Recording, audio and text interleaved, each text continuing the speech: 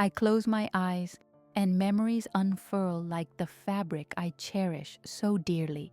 I can still see the vibrant patterns of the cotton swatches sprawled across our living room floor, remnants of countless sewing sessions with my son, Jake. The soft light of the afternoon sun streams through the window, illuminating our shared sanctuary, where laughter wraps around us like a warm embrace. The rhythmic hum of the sewing machine fills the air, harmonizing with the sweet scent of freshly baked cookies wafting from the kitchen, blending seamlessly with our actions. Every stitch I took was a labor of love, a teaching moment infused with tradition and values I hope to pass on.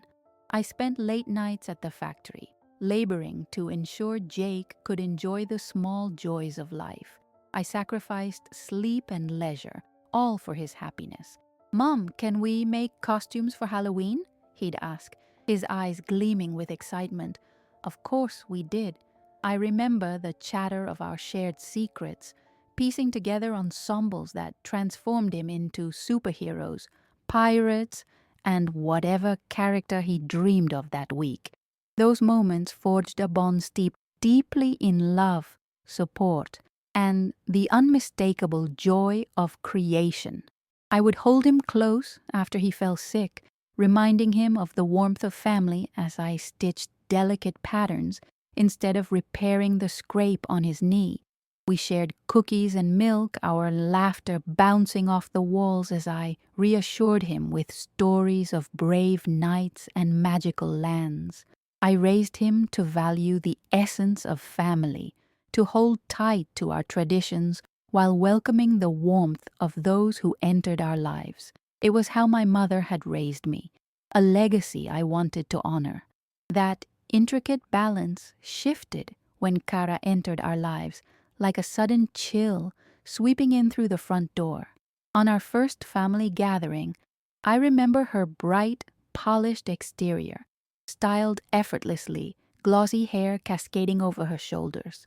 She commanded attention, particularly from Jake, who seemed entranced by her every word.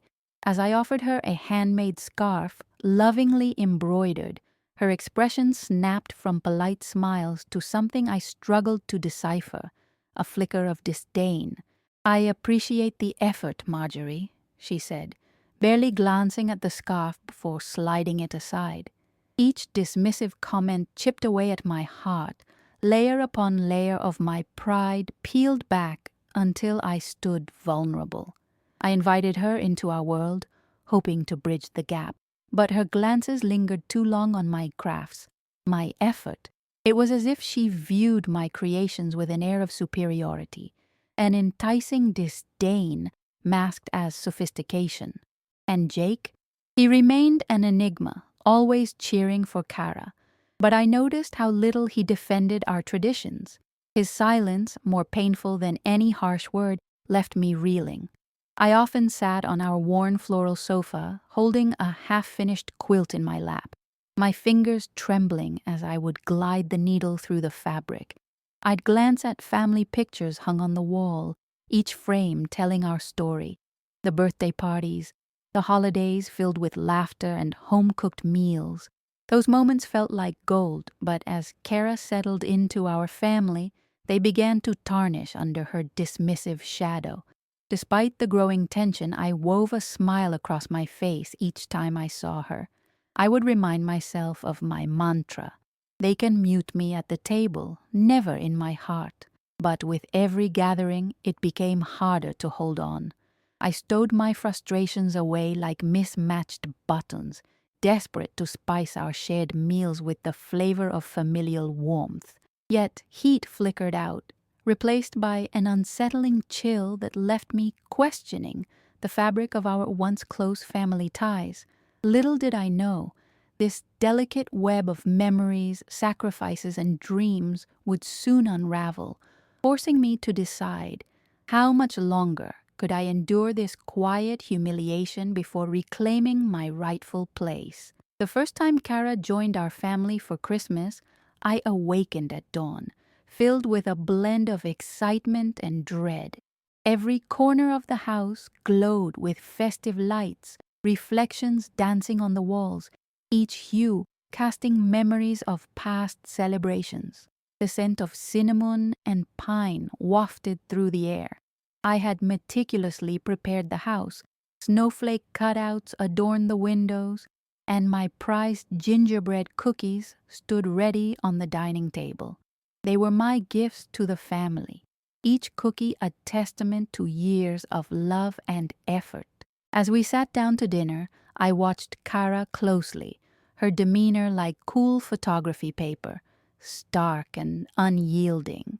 She picked at the homemade feast, her nose wrinkling slightly as she glanced at the dishes I had spent hours preparing.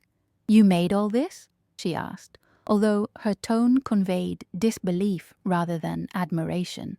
Jake served her a generous slice of my famed cranberry tart, and for a fleeting moment I saw a glimmer of surprise in her eyes. But it quickly faded, replaced by a forced smile as she muttered an obligatory "thank you." I felt the flicker of irritation blossom within me, a memory of her throwing the scarf aside, successful in keeping me on edge. Later, as we exchanged gifts, I presented her with a carefully crafted quilt, the colors rich and vibrant, echoing the warmth of our family bond. I remembered stitching each square with care, hoping she would see the love woven into every thread. The quilt cascaded over her lap like a waterfall of affection, but her response did not match my anticipation. "It's nice," she said, her eyes skimming over the quilt without true appreciation. She turned to Jake, her enthusiasm suddenly shining like a spotlight. "Did you see the throw pillows I got for the living room?" It was a blatant disregard for the serious and heartfelt gesture I had made. My efforts lay thin and flimsy under her polished shell. As months went by, these subtle instances accumulated into a dissonant symphony playing in the background of our family life. I began to notice patterns, Kara subtly undermining my contributions, opting for store-bought items over my handmade creations. At each family gathering, she'd present her aesthetic with a sharp modern edge, an array of pristine, packaged foods laid out on the counter, each looking as immaculate as a magazine spread. I felt the weight of my own creations diminish, felt my heart clenching tighter every time she dismissed my efforts with smiling condescension. During one particularly tense Thanksgiving, I prepared my mother's famous stuffing, bursting with flavors both nostalgic and comforting. As I set the dish on the table, Kara placed a beautifully arranged platter of artisan bread beside it, her grin radiant. "I thought you might want something more contemporary." The way her words dripped with sarcasm burned through me like acid. My stuffing could never compete against the scalding gleam of a store-bought facade. I tried to engage with her, share my recipes, and invite her into the world I cherished, but each overture met with the icy dismissal I had come to resent. She effortlessly slipped into conversations with my friends and family, her laughter ringing out like silver bells, while I stood somewhat removed, speaking to souls adrift like lonely ships in a harbor. Jake remained passive, glued to her side, his laughter mingling with hers while I struggled to find my footing in the tumult that surrounded us. Months rolled into what felt like years, and the emotional distance between me and Kara steadily swelled. During school events, when I brought handmade gifts for Jake's classroom, I could feel her eyes calculating, appraising my intentions under a veil of seemingly innocent questions. "Did you really spend all this time on that?" she would say, feigning sweetness while alienation lurked behind her carefully curated facade. I began to miss the lively exchanges full of respect and camaraderie that defined our family gatherings, where traditions were nurtured and shared.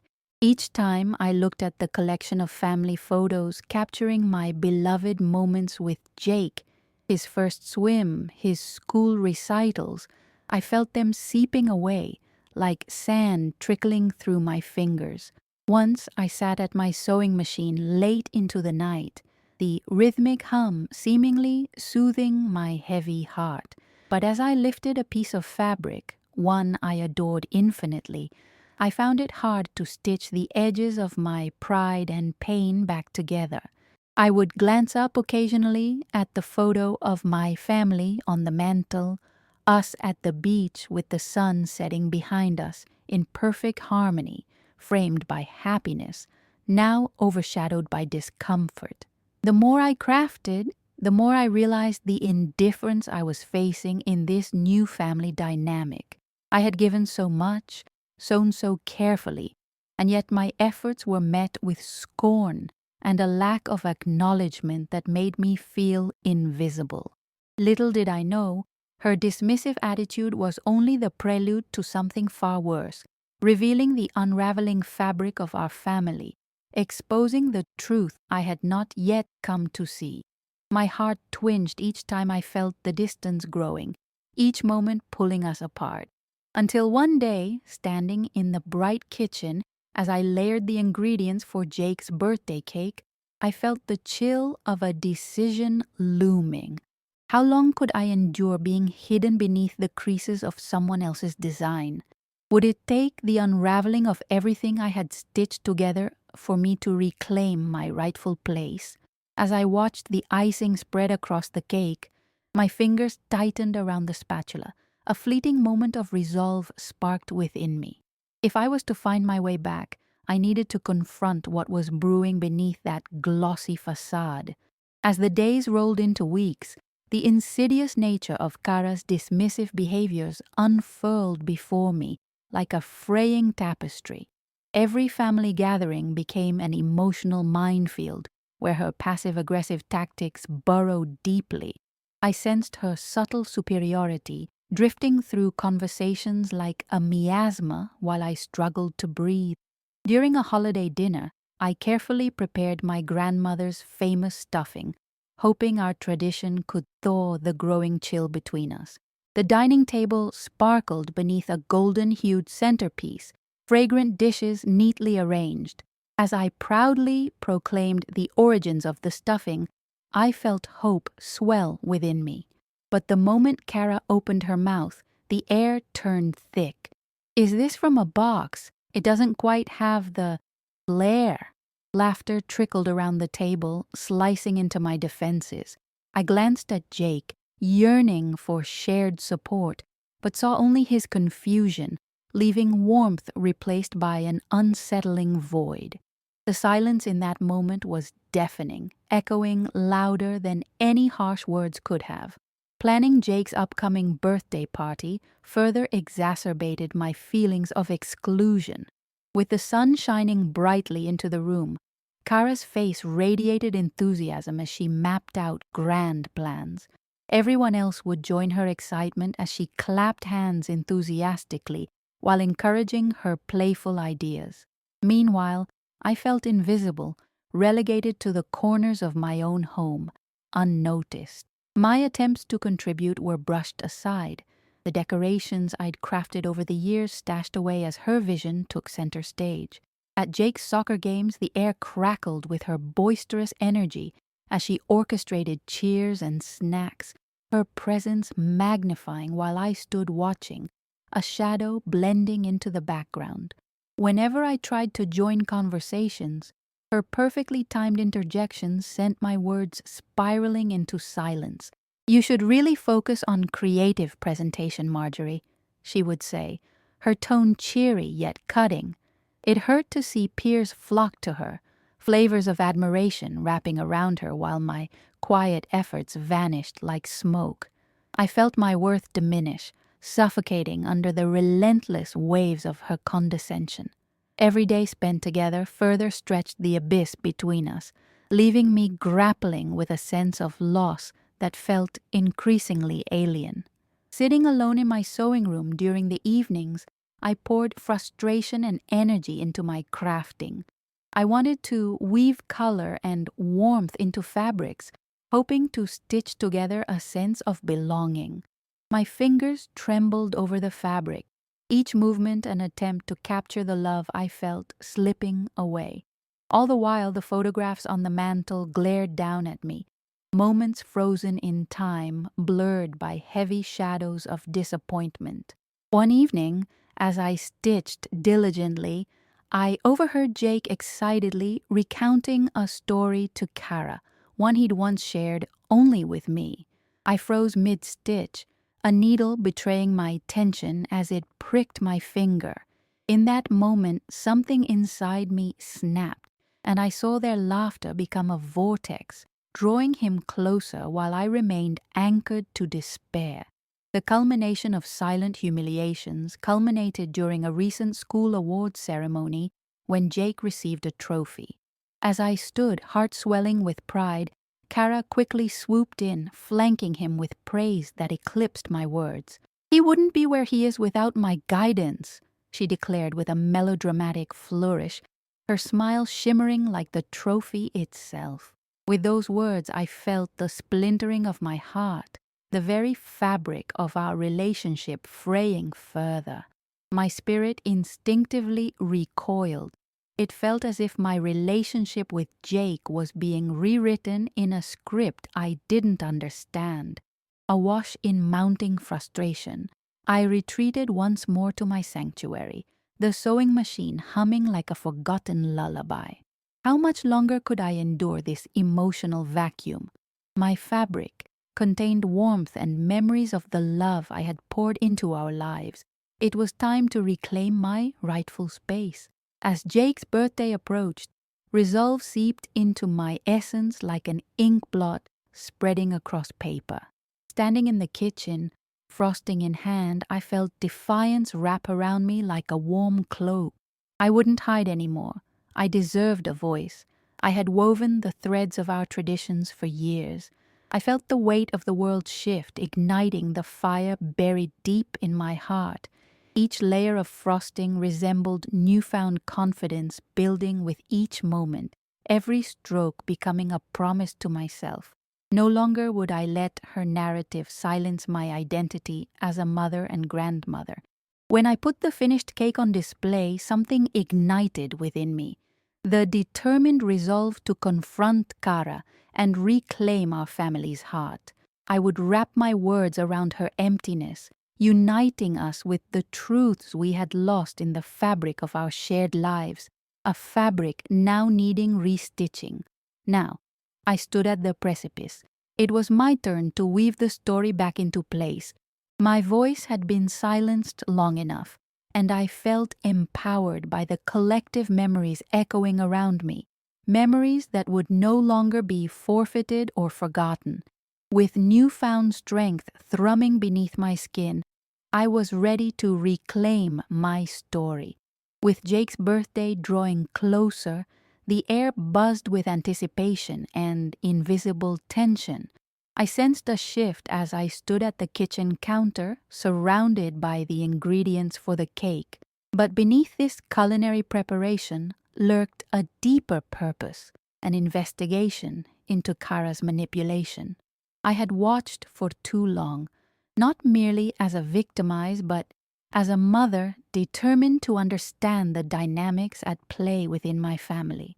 The morning light streamed through the window, illuminating the recipe pages scattered on the table. As I sifted flour, it felt almost ritualistic, each grain a step toward clarity and resolve. I crafted a delicate balance of ingredient and intention, channeling my anxieties into the task at hand. My thoughts danced between the decisions I needed to make and the truths I had yet to uncover. Over the next few days, I took on the role of an observer, keenly tuned into the interactions threading through our daily lives. At soccer practice, I noted how Kara injected herself into conversations with other parents, her laughter effortless while I remained silent, a mere echo of my past self. The way she would clasp my arm affectionately, only to push me aside for the spotlight, sparked my interest. Each interaction was measured like a master chess player anticipating every move. During dinner, when Jake excitedly described his day, I probed deeper. I strategically chose my words to peel back layers I'd instinctively neglected. "What did you think of Miss Palmer's project, sweetheart?" I asked, purposely dropping my gaze to my plate. Jake's eyes flickered, trying to discern my intention. "Oh, it was great. Kara helped me a lot," he replied, his words innocent yet weighted. My pulse quickened as I saw him glance toward Kara, needing her approval. With that fleeting look, I received more youthful charm than I had for years. It held a truth hidden beneath layers of praise and pride. This was about more than just accolades. This was an acknowledgement of who was shaping Jake's narrative. Each moment I observed spurred me into action. On days when Kara held sway, my heart bore witness to her maneuvers, at times seemingly harmless, yet always predicated on manipulation. I took mental notes and cleverly redirected conversations, discovering that I could exert influence too, albeit subtly. During a weekend brunch at our favorite cafe, I shared a moment with my dearest neighbor, Sandy, who had watched our family grow over the years. As I ordered a steaming cup of coffee, I confided in her, "I feel like I'm losing Jake to Kara's impressive orchestrations." My voice trembled slightly, but Sandy's warm gaze grounded me. "You're not losing him, Marjorie. Just remember to reach him through the fabric of your shared history," she encouraged, intertwining her words with wisdom steeped in love over decades of tears and laughter. It was a reminder that, perhaps in the tangle of family dynamics, I still held threads strong enough to weave us back together. Armed with unexpected resolve, I began collecting evidence. I scoured old text threads and family group chats to track Kara's insinuations. Her dismissive comments, often cloaked in sarcasm, appeared casually, but built up to more significant affronts. Each line I gathered served as both timeline and proof, a tapestry I could wield against her machinations. I meticulously compiled my findings, candid photos, heartfelt messages from weekends spent together, and the increasingly distant comments she made publicly. I even reached out to some of Jake's friends, collecting their perspectives on how best to navigate this complex terrain. Each interaction with them illuminated the shadowy corners of Kara's influence, their innocent anecdotes revealing the grip she held over Jake's narrative. I grew more adept at navigating our gatherings, employing an emotional intelligence that made me aware not only of my own feelings, but also of other people's dynamics. At family dinners, I faced off with Kara without seeming conspiratorial, redefining those interactions subtly.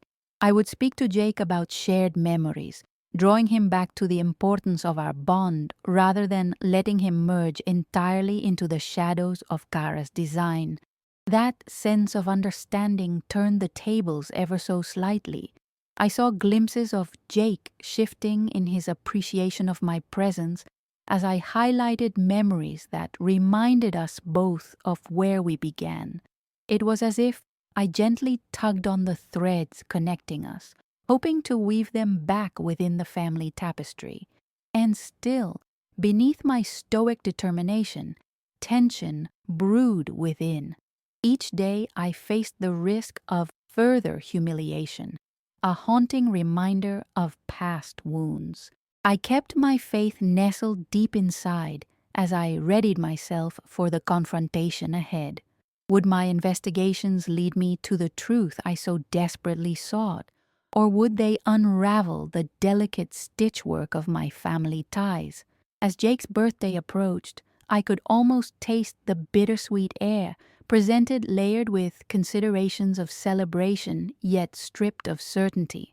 The days sped past, and the clock in the kitchen echoed like a countdown to the impending confrontation. I knew I had to bridge the gap between Kara's narratives and our family stories to reclaim pride and dignity, a perception of truth molding from both perspectives. Now, quiet determination settled in my heart. I would embrace the confrontation, drawing from the evidence I'd amassed and the confidence I'd built, engaging with Carla bluntly but with an underlying current of care, because love for Jake needed to be the thread that stitched us back together. The day of Jake's birthday arrived, draped in an ordinary veneer of happiness, yet beneath it, the air was thick with unspoken tensions. As I strolled through the sunlit garden, vibrant helium balloons danced above me, while the sweet scent of vanilla cake hung in the air, a deceptive balm sheltering the storm inside me. I had spent countless hours meticulously arranging every detail for Jake's gathering, an act of both love and rebellion. This year, I wanted him to feel celebrated, surrounded by the warmth of those who truly cherished him, including me. As guests began to fill the yard, chatter floated on the breeze, punctuated by the laughter of children darting around. But even amidst this joyous din, my heart was heavy, recalling the past dynamics that stung at every interaction. I felt a knot in my stomach tighten with each greeting. I had to keep my eyes on the prize. Reclaiming my place in Jake's life would be the catalyst for everything. The moment Kara arrived, a hush seemed to settle, shifting the atmosphere dramatically. She glided in, donning a radiant smile that seemed to highlight her power, effortlessly drawing attention as guests flocked to her. I stood unyielding at the fringes, grounding myself as I wrestled with the way Jake's gaze continually turned toward her. It was time to unravel her dominance, and I could feel adrenaline coursing through me.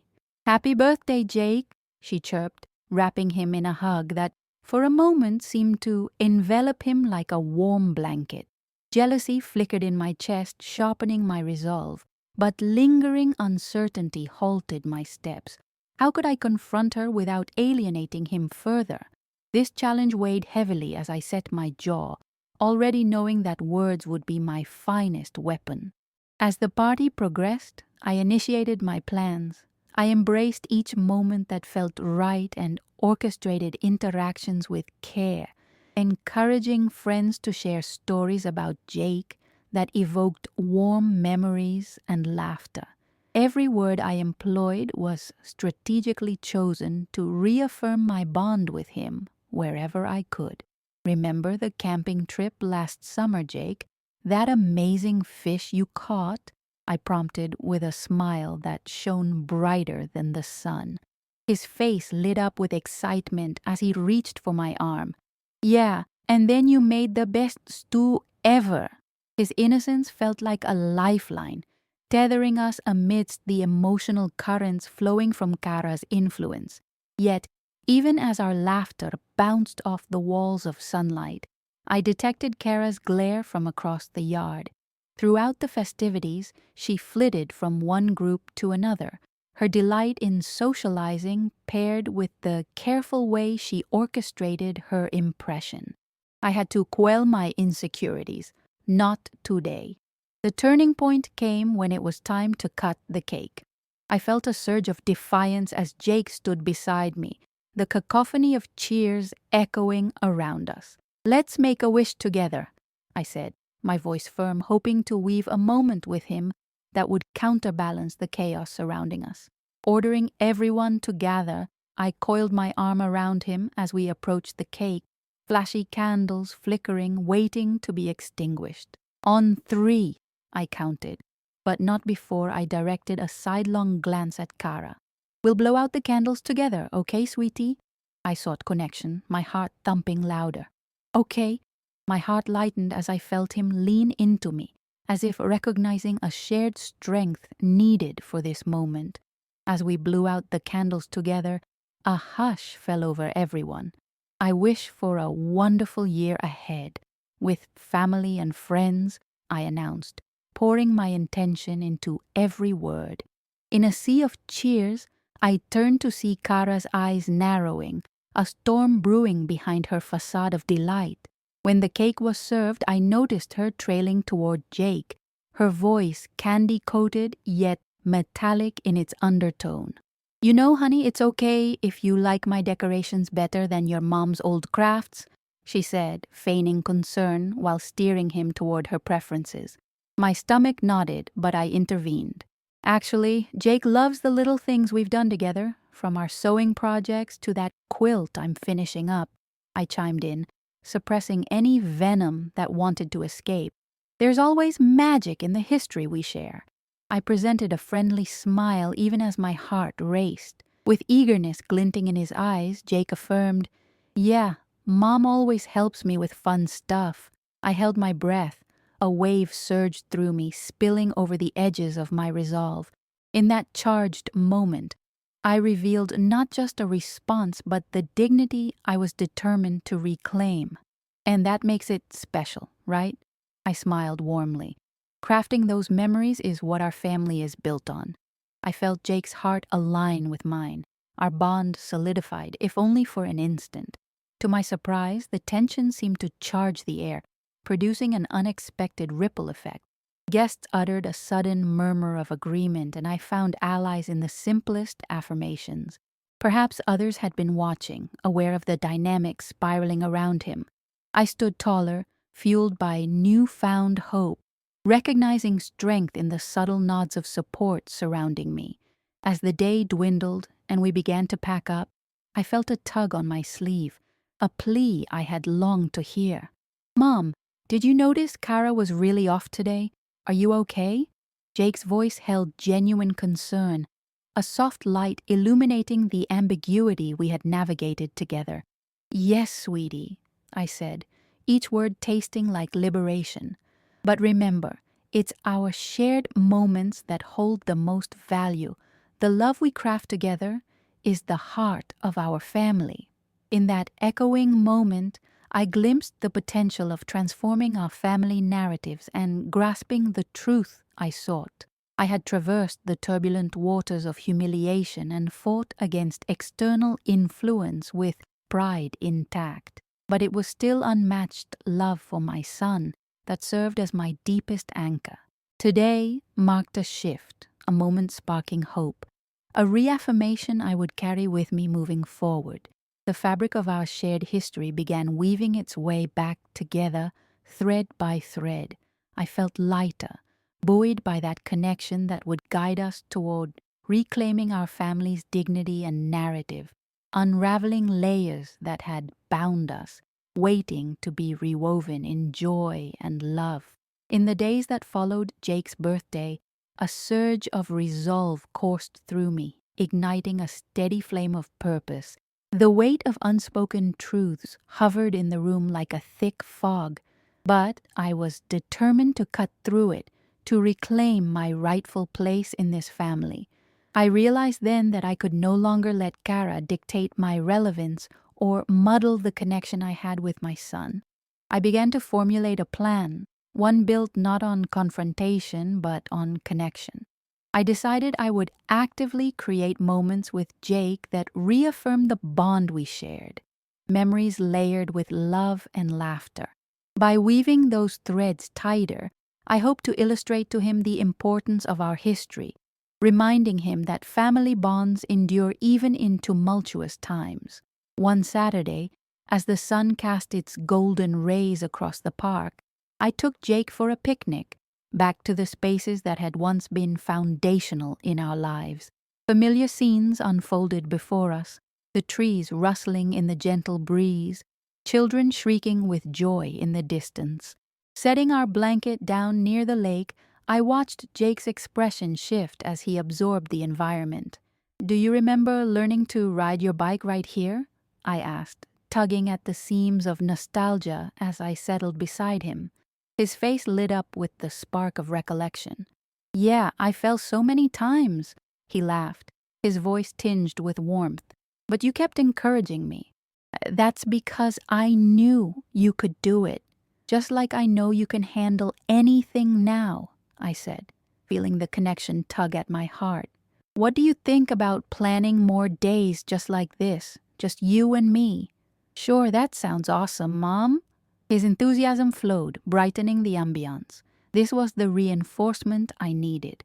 Our shared memories were precious portals, bridging us, and I felt renewed hope surging within me. As we exchanged stories about our favorite outings, I ventured deeper. You know, Jake, I've been thinking about how much time you spend with Kara. While I appreciate her support, sometimes I worry it pulls us apart. My voice broke slightly, vulnerability giving shape to my thoughts. He hesitated, the light flickering in his eyes. I mean, yeah, it is different, he admitted slowly, as if weighing my words against his experience. I pressed on, sensing an opening. It's important that we balance those new experiences and, our history. We've shared so much, and that needs to be honored too.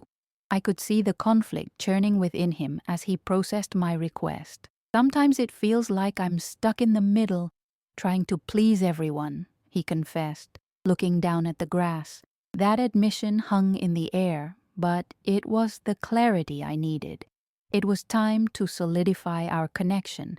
Maybe we can make an effort to create moments that remind you of that bond, I suggested gently, pushing forward with the vision of recapturing our closeness. Let's plan for regular outings, traditions that are just ours. His face brightened at the idea, and we sketched out plans over our picnic. I realized I could rebuild not just my standing with Jake, but also shape our family narrative into one of love, unity, and mutual respect. The weekend outings burgeoned, infusing our lives with rich experiences. I watched Jake flourish, the laughter echoing from the adventures we embarked on, climbing playgrounds and sharing ice cream, all the while strengthening the fabric that tied us together. But I also knew I needed to confront the tension in my dynamic with Kara head-on. I arranged a coffee meeting with her, a step I approached with a mix of determination and trepidation. I knew her charm often concealed a more manipulative side, yet a direct conversation was necessary, an opportunity to articulate my concerns about our shared influence over Jake. The day arrived, and I sat at the cafe, enveloped in the rich aroma of coffee, the comforting hum of background chatter receding as I prepared my thoughts. Kara arrived, her smile bright, yet I sensed a shadow lingering just beneath her composed demeanor. "Hi, Marjorie. Thanks for inviting me," she exclaimed, sliding into the seat across from me, eyes sparkling with curiosity. "Of course, Kara. I wanted to chat about our family dynamics," I began as my heart raced. "I appreciate your involvement with Jake, but I often feel sidelined. It seems like we approach things differently." A light flicker of defensiveness passed over her face. "What do you mean? I'm just trying to support him." "Yes, and I appreciate that," I countered, maintaining a calm demeanor. "But Jake's happiness depends on our balanced approach together." Her brow arched, caught between skepticism and intrigue. "It's not that simple, Marjorie. He needs new influences, but not at the expense of our shared history," I interjected, allowing steely determination to seep into my voice. "Jake needs to feel connected to both of us without feeling like he must choose." As I spoke, the tension began to shift, the cafe shimmering with glimmers of possibility. I sensed her resolve waver as I anchored my thoughts in loving recollections and examples. Each story I shared deepened the connection we had, each moment a thread carefully woven into Jake's narrative. Gradually, I saw cracks forming in her facade, and a quiet contemplation settled between us. "I see what you mean," she eventually conceded, her voice softer. "I hadn't thought about it that way." That admission was both unexpected and powerful. I pressed on, continuing to explore our shared intentions for Jake's well-being. We delved into discussions about support and appreciation, while acknowledging our mutual need to respect each other's roles in his life. Confrontation brewed in a way I did not anticipate. Even while Kara maintained a poised front, I could sense the internal shifts occurring within her. The potential for growth lay before us like a new horizon. Emerging from the cafe, I felt a surge of relief crashing over me. I had managed to articulate my truth without hostility, striving instead for understanding. Although we would not solve everything in one conversation, I felt hopeful. The possibility for mutual respect and support began to materialize. I had taken a stand not just for myself but for Jake, and it felt like a small victory, a reestablishment of my voice and conviction. Reclaiming dignity was not simply about competition or hostility. It was understanding how to weave our stories into one coherent narrative. The path ahead was still uncertain, but as I reconnected with Jake and laid the groundwork of open communication with Kara, I knew I had begun the real work of nurturing a family filled with love, not division. Together, we could weave a new story, one reflecting the truths that would carry us forward, embracing every challenge with open hearts. The weeks following my conversation with Kara passed slowly but quietly, like a delicate transition from winter to spring. I felt the weight of our new understanding reverberate through family gatherings and interactions. I was cautious but hopeful as I navigated what felt like a fragile truce. My focus remained on Jake, who seemed increasingly comfortable expressing his feelings, a subtle shift that filled me with pride and anticipation. One Sunday afternoon, while preparing a family dinner, I sensed the tension that had been woven into our interactions begin to unfurl. The smell of garlic and olive oil filled the house as I chopped vegetables for the roasted pasta, our signature dish.